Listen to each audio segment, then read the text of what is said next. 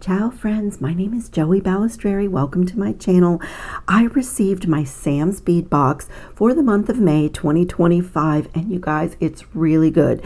It's entitled Spa Day, and it's inspired by an outdoor spa that Sam goes to sometimes, and rejuvenating and serenity and calming ourselves down, and I just love it. It reminds me a lot of yoga because I'll sometimes sit on my mat and just take some deep breaths, calm my nervous system. And I love to make yoga bracelets, which for some people have a lot of meaning. For me, it's just an inspiring thing to grab a little bracelet that matches my workout clothes, and it gets me to doing my exercise. So that is one of the things I'm going to do. I have my beautiful little candy. I love getting that. It's just really good. I love this box. It's a really stormy weekend, and it came just in time for weekend projects. So I've already designed two really cool earrings, and I'm not kidding you, they're really cool. I love both of them. So a couple of my pieces are missing, so I'm going to just show you what's in the box and make two projects as soon as I finish that, and then I'll come back in another video because I have a necklace idea and, as I said, some yoga bracelets that I want to make. So let's dive into Spa Day. The very first strand is absolutely delicious. I have to be careful because I've cut it open already. As I said, there's no way for me to unbox beads this beautiful and just unbox them and let them lay here. I have to make things right away. So this is absolutely stunning.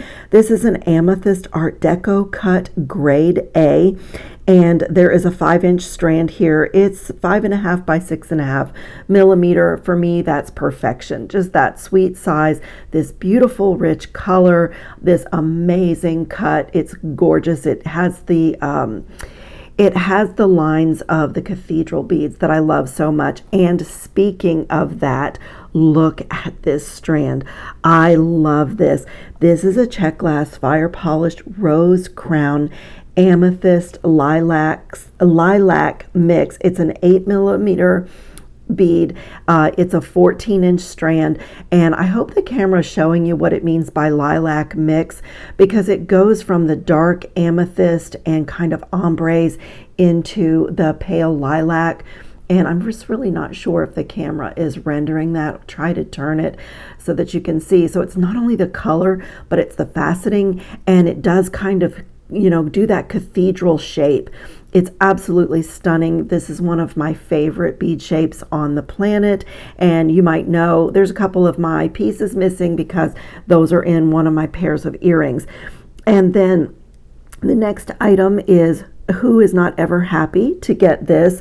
This is amethyst faceted rounds in 3.5 millimeter. They are absolute bead perfection, and there's a 7.5-inch strand here. And then we got these gorgeous oval kiwi beads. Of course, they're Czech glass, and it's light purple with a copper wash. And this is another one of my favorite beads. This is going to be one of my little yoga bracelets. This is a purple barrel bead. It's Czech glass, and it's fire polished, and it's just this beautiful purple opal, and it's elongated, and I just absolutely love this bead. The shape is gorgeous.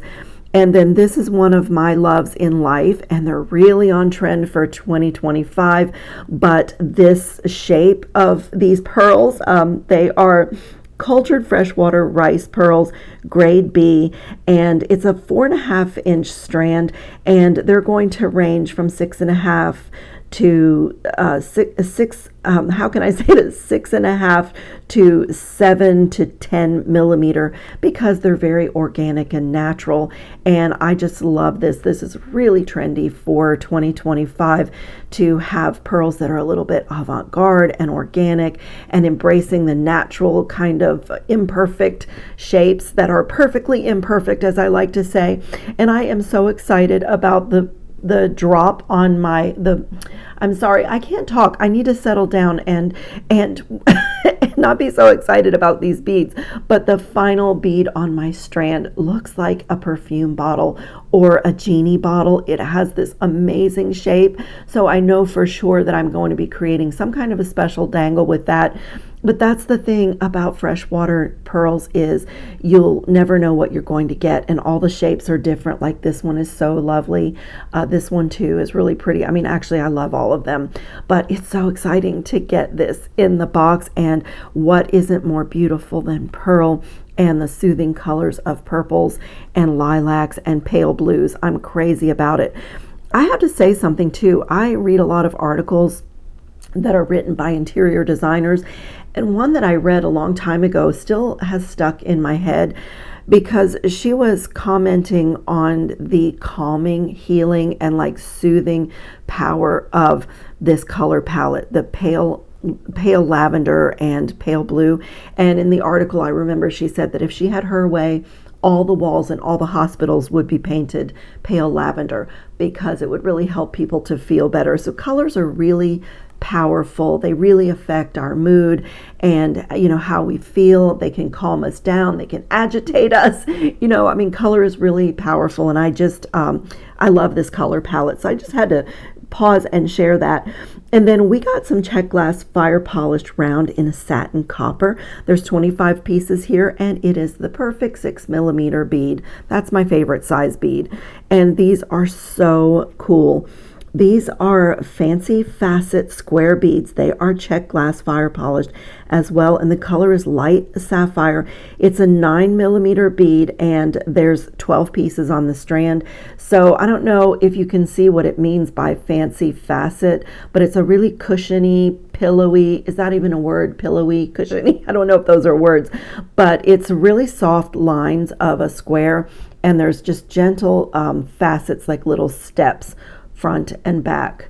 I'm not sure if the camera, let me get my hand behind it, is showing, but what a stunning, gorgeous bead. That would be also just perfect for a little yoga bracelet. And then up next is a beautiful smooth round blue lace agate bead. It's grade A, and again, that sweet size, the 6mm, for me is absolute bead perfection, because if I want to make a really chunky piece, the 6mm can act as my spacer, but the 6mm beads are really my personal style. Like, that's my scale of jewelry that I love. So happy to get that. And these are absolutely gorgeous. Blue lace agate has pale blue. There's a tiny bit of gray. There's a little bit of underlying lilac in there. I just love it. And then we got this gorgeous fire polished Czech glass rondelle in light sapphire. There's a 15-piece strand here, and that is just another stunning bead. And cool, we got these little drops. This is a Czech glass drop. It's called Purple Bronze Luster, and there's a 25-piece strand here. Aren't they the sweetest beads? They're so cute. I love those.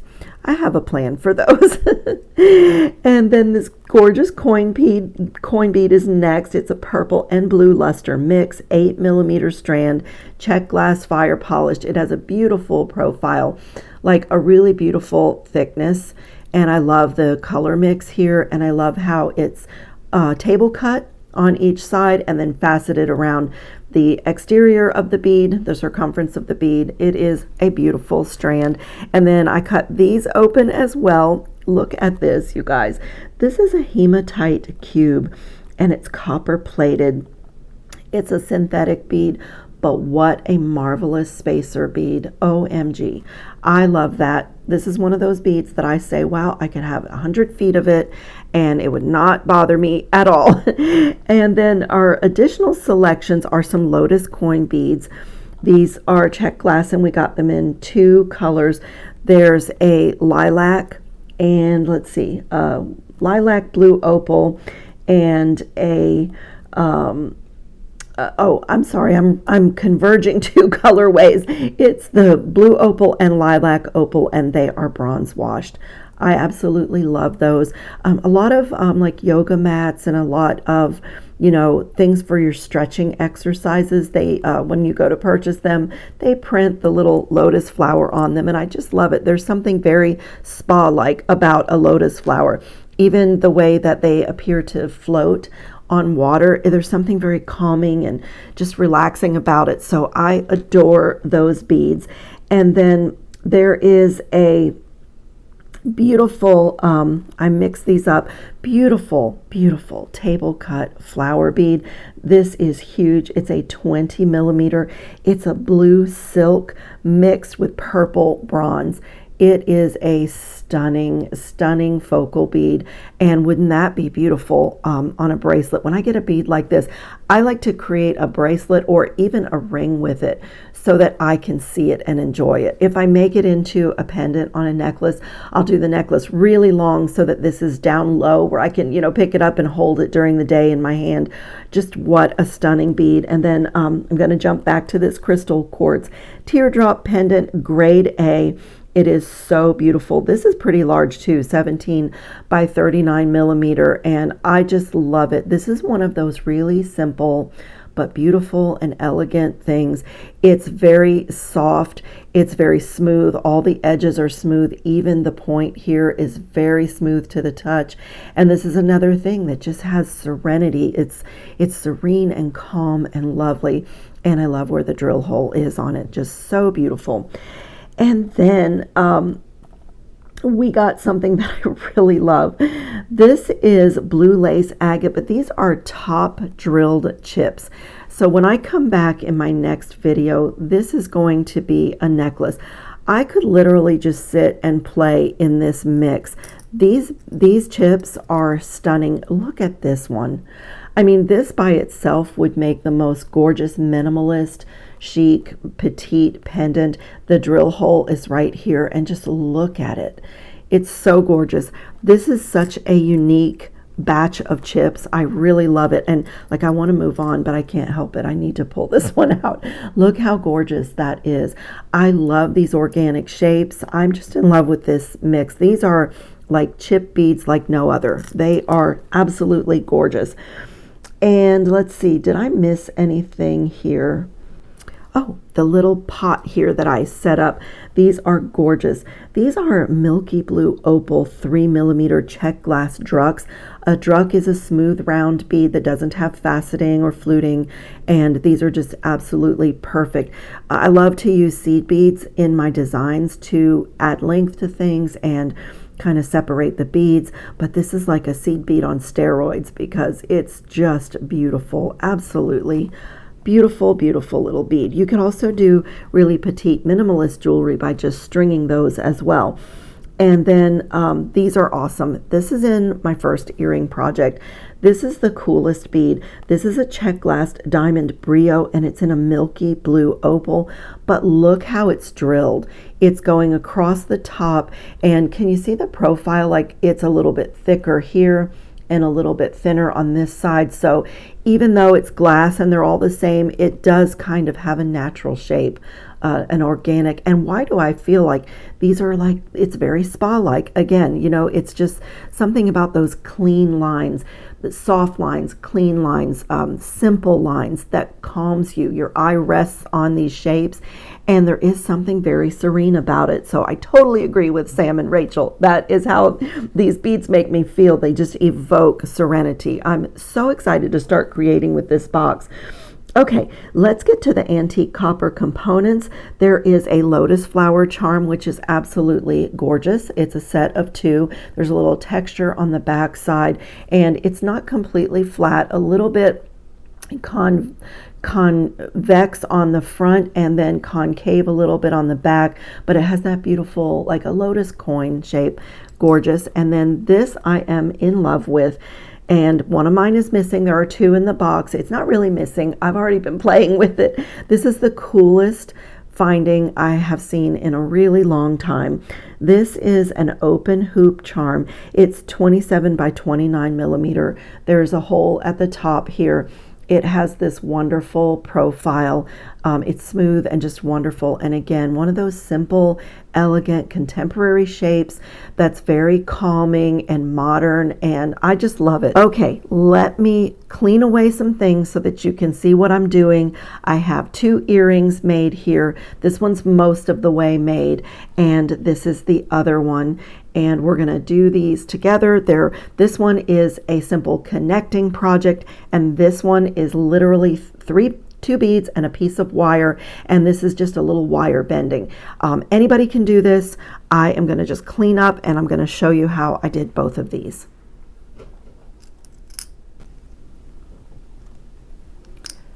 Okay, so this is so simple. This is just a little bit of wire bending. I'm going to be using 20 gauge wire, and I like to mirror my earrings. This is beyond simple. I really think anybody can do this, even if you're not really secure about your own wire working, because however it turns out is really how it turns out. What I think is going to be the trickiest about making this earring is getting the 2 spirals the same, if you even care about that. If you embrace the handmade quality and the little bit of imperfection, then you won't even have a problem with that. So let me show you how I did this. Oh, and before I start, this is my specialty. I love making earrings this way. My wire that's housing my bead is also my ear wire. This one's not finished because I like to do them at the same time, but I'm going to take just a good working length of 20 gauge wire. I like my soft flex wire for my earrings, but you can really use any wire that you want. And as I said, I like to mirror my earrings. So this this bead has like a little bit of thickness at the top. Let me see, get it so that I feel like I have them mirrored. It has to go that way, and you don't have to mirror your earrings if you don't like the look. If you want them to be, you know, exactly the same, you can go for that. But what I mean by mirror is that on this earring, my spiral is coming from this side. So on this earring, I want my spiral to be coming from that side. So I'm going to put this in so that my shorter side of my wire is on the right side, because my shorter wire was on the left side on my other earring. Okay, so I'm going to start by folding my longer length of wire up, and again it's the opposite of what I did because I want to mirror them. So I'm going to fold this one, this upper wire, so that it's right against the point of the bead, just like that. I'm just using the bead to get my shape. And then I'm going to take my pliers right here, try to hold on to it, hold it in place, and just bend this wire straight up at the point. So just like that. I'm just using the bead as my outline. And then on this side, I'm going to fold this wire across the front of the bead. So holding the bead in place, instead of what you might expect here, a briolette wrap where you draw the wires up, this one's going to go up, this one's going to go in front and kind of hold it in place. And then I am going to measure, which if you know me, that is saying something, because I do everything with my heart. I eyeball everything. But I want to have about 3/4 of an inch of wire here so that I stand a good chance of getting my spirals pretty similar. And I'm going to start my measurement right where the bend is here. That's what I did on the other one. And I'm going to come at right about 3/4 of an inch. It doesn't have to be perfect. I just want to get about the approximate same length of wire so that the earrings will stand a chance to look the same. It's very artisan, it's very handmade, so don't stress over this part too much. I'm going to come right here with the tip of my round nose pliers and just get a little bend in here. And another tip, which I didn't do this time for filming purposes, I do a much better job of getting my 2 earrings alike if I make them at the same time. A lot of times I have trouble because I'll set up my sample, set up my video a day before or a couple of hours before I actually film. And then when I start to film, I don't remember exactly what I did on the first one. But when you're doing it, if you're not filming yourself, that's a tip if you do them at the same time. I'm just going to take my round nose my bent chain nose pliers and just spiral this toward the middle of the earring. You can pull it out if you need to. You can move the wire a little bit if you need to.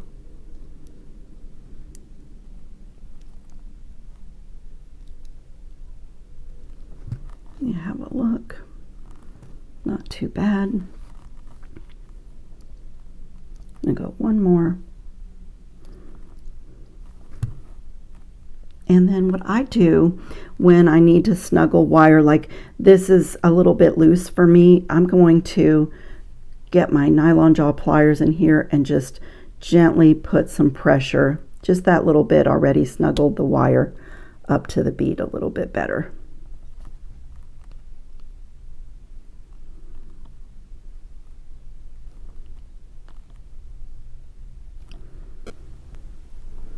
Okay, I'm ready to add my next bead. Just want to warm and just make sure. It's really important that this wire be really straight because this is going to be the ear wire now. So it's really important to take your time and make sure that this part is nice and straight, and even this part here is where you want it, because you won't be able to fix that afterwards. Okay, I'm going to add my beautiful bead to the top. This is so gorgeous. Where is the hole? Oh, there it is. This is so gorgeous, and with a bead like this, I never feel like I need a bead cap or a spacer. I mean, you could, but the bead is so gorgeous just on its own. So I'm going to pay attention now that this is the front of my earring, and it's really important that you like keep everything lined up when you do this. And I'm going to get a hold of the wire just a little bit above the top of the bead, and I'm going to bend it toward me at about 45 degrees, so about like that. And so what that bend does is that keeps that bead from coming off. That's not going anywhere. And now I use my bail making plier that I love. This is my favorite one. You can use a 6-step bail making plier. I'm going to be using the round side to make this part that rests in the ear. Not the round side, the larger side. They're both round, Joey. The larger side. But you could do them sometimes depending on the size of my bead. Sometimes I'll make that ear wire, around the smaller barrel. That's really up to your up to your taste and what you like. But I wanted to do it kind of larger and swooping, I guess. So I'm going to put this plier in, and so that I will be wrapping around this larger barrel, and again making sure that this is nice and straight before I bend the wire, because that is my ear wire. And so I'm just gonna line everything up nice and straight. That's why, let me turn it over so you can see. This is right up against the other barrel of the plier, and I'm just going to bend it over and just bring it straight around to the back. You can adjust this part afterwards. And so the ear wire is done just that fast. It's 2 bends. It's so cool. It's a specialty of mine. I learned to do this from a jeweler. Well, I didn't really learn to do it from a jeweler. A beloved aunt, she was like a second mother to me. She gave me one of my very first pairs of fine jewelry earrings, and I actually might do that with the pearls in this box, but it was a really simple freshwater pearl. The jeweler took a 14-karat gold ball head pin, put it through the pearl, and did this. It was my favorite pair of earrings. I just had such good memories, and I wore them all the time, and when my house was burglarized, those were among the things that were stolen. And I started thinking about how those were made, and I said, I can really do those. So a childhood memory and gift has become like my specialty. I do it over and over again in my jewelry designs. So the reason that this one is not finished off is because I want to line these up as best that I can. The beads are a little bit in the way, but I just want to trim these so that my ear wires are the same. So I'm just going to come right about there and cut. And now these are the same, and I'm going to take my flat nose pliers and give it that final little ear wire design. Grab the end so that it's lined up, so that the end is lined up there, and kick it out. And here, if you need to like adjust anything or pull this out a little bit, you totally can.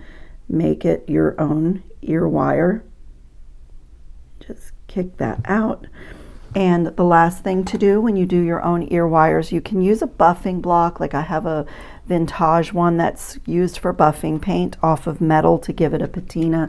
You can use an emery board, but I have this battery operated bead reamer, and I have the cup attachment on the end. It's a wire rounder attachment, and I'm just going to put my wire. Whoops, I'm gonna just put my wire in there and press the button and just go around the end of the wire and just smooth it out. And you know, I run my fingers over it too. I just run my fingers over it. That one feels really good. And this one as well. Okay, that first pair is done. I absolutely love these. This is an earring that I will reach for all the time. I think they are gorgeous. They are simple, they're minimalist, but they have a lot of style and elegance to them, and I just think they're gorgeous. I'll put some closer pictures up at the end. So this next earring, it looks complicated, but it is literally connecting. I'm going to be making simple loops, and I like to use my 1.5 millimeter one-step looper for connector bars like this, because I don't have to worry about like my eye-hand coordination getting those loops just right. They'll all be the same. And this is using one of those amethyst beads. I have this really pretty ear wire. I have a tiny little hematite gold-plated disc spacer, and that's going to be for the little bead dangle in the middle, a copper ball head pin, and I'll do a simple loop on that. I started out with 4 pieces of wire that were exactly the same length, and I know I didn't measure, but I know some of you are going to want to know, about 1 inch long. But you could make this longer if you want this to be longer and more dramatic. You can. I cut all 4 at one time, so 2 of them are here and 2 of them are here. And one of the reasons I also love my one-step looper is really no measuring. I eyeballed my length here, and the one-step looper does all the measuring for me. And I'll need 2 copper jump rings to attach my chain to this beautiful component, and 1 larger copper jump ring at the top. And I have this beautiful solid brass chain that's E-coated from Curated beads, and I have 5 links, but again, you just really need, 7 links. You need an odd number of chain for this because your bead is going to dangle from the center link, and that just keeps it stable. And this is all about orientation of loops. And so I'll show you what I mean by that. And I tried this on, and this is really funny, you guys. I did this, if you can see, I did this so that this hoop earring would be hanging the way traditional hoops hang from your ears. So these loops are perpendicular to my mat, and then the connecting jump ring is parallel to my mat, and then the ear wire. But for some reason, it must be the weight. I am not a very scientific person or very good with physics and things like that. But when I put this in my ear, even though they were designed that way, they kind of turn toward the front. They're very dangly anyway, as you can see, they're very dangly, but I love it. They look amazing on. And like I said, this is mostly a connecting project once you get these simple loops done. So using the one-step looper is really great when you don't want to measure, which I hate measuring. I usually get it wrong, because if you put your wire in this tool and it's just ever so slightly back past the back jaw of the tool, just a little bit, then I'm gently closing here. I'm making sure that my wire is pressed against this back plate, and this tool is going to make a cut, a fresh blunt cut. So you know, wire workers always cut a nice fresh end before they do anything.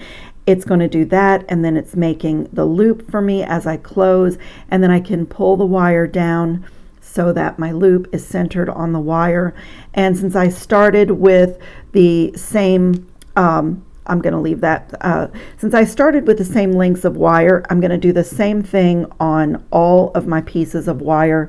Just put it in just slightly past the back jaw of the tool, pressed against the plate, let it make that little cut, make my loop, and then pull that down so the loop is centered. This one didn't close all the way, and I have left it because I'm going to open it again to attach it here.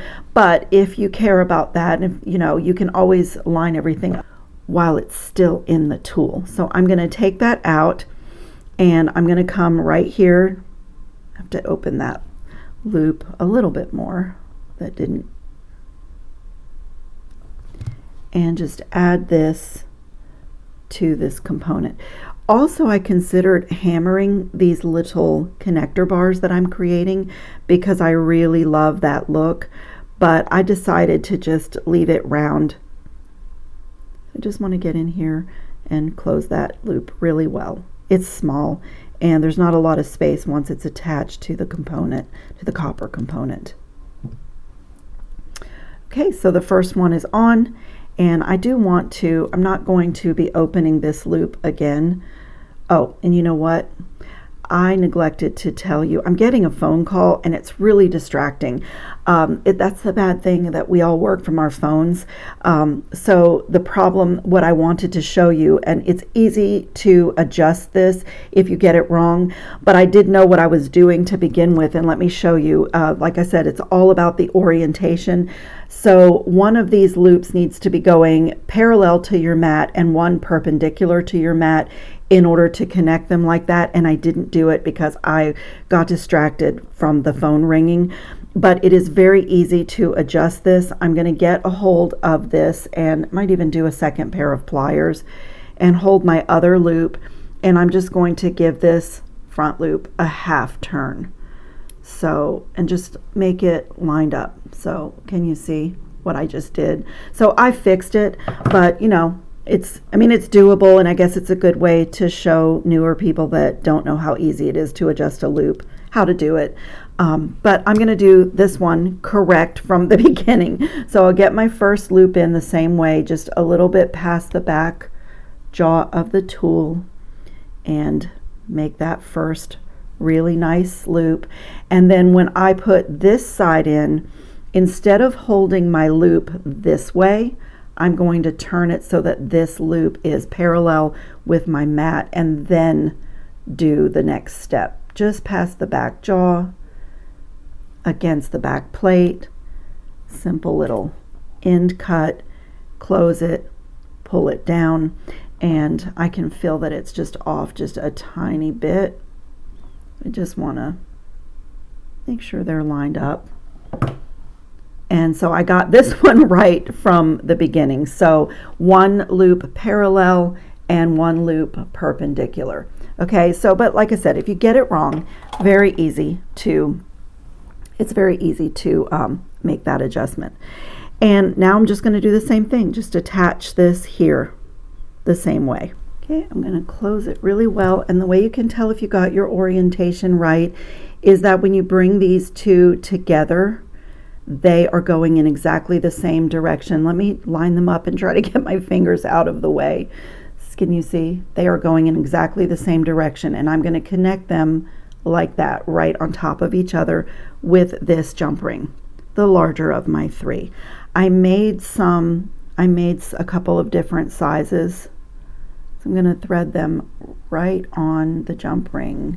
So I'm just going to connect them like right on top of each other like that, and before I close this jump ring, I can go ahead and add my ear wire while the jump ring is open.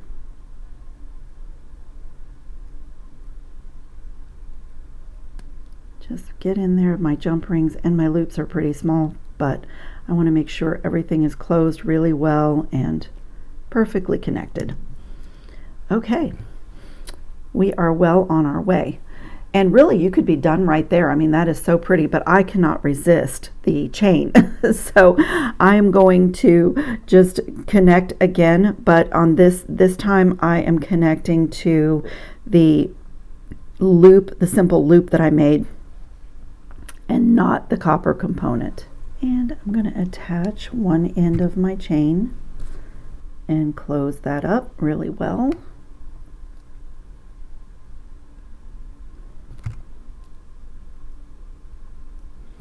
And I'm going to come to this side and do the exact same thing.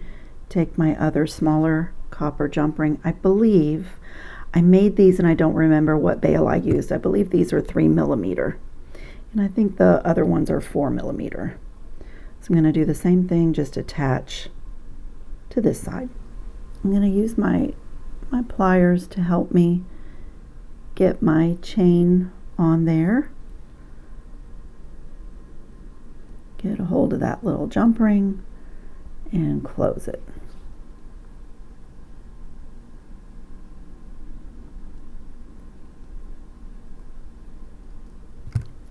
Okay, and like I said, you could even be done there, but I still want to add my little dangle. So I'm going to do this simple loop with my pliers. I'm just going to put a bend in this head pin and take my round nose pliers.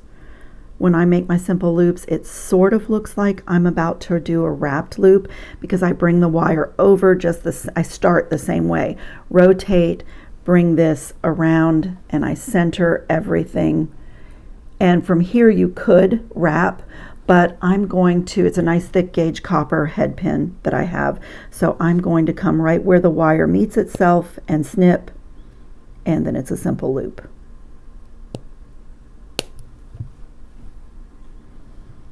And I'm going to open this loop and add it to that middle length. That's why I chose an odd number of chain, and I wanted it to hang like just perfectly inside the copper component.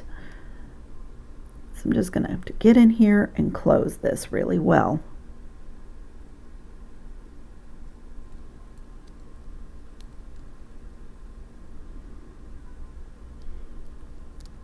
Little bit of work hardening, and my 2 pairs of earrings are done. As always, I will put some pictures up at the end of the video.